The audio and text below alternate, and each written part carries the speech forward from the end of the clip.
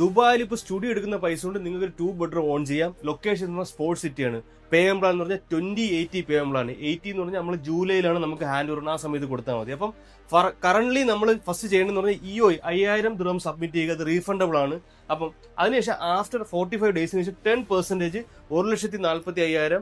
പിന്നെ അതിന്റെ കൂടെ തന്നെ ഒരു 4% DLD 58,000 അടച്ച് നമ്മൾ ഫസ്റ്റ് 14% കംപ്ലീറ്റ് ആക്കുന്നു. അതിനുശേഷം നമുക്ക് ബാക്കിയുള്ള 10% അടയ്ക്കുക. അതായത് 1,45,000 അടയ്ക്കാൻ നമുക്ക് 3 to 6 ടൈം ഞങ്ങൾക്ക് വാങ്ങിത്തരാം. പിന്നെ നിങ്ങൾ ഹാൻഡ് ഓവർ ടൈമിന് മാത്രം 1,160,000 അടച്ചാൽ മാത്രം മതി.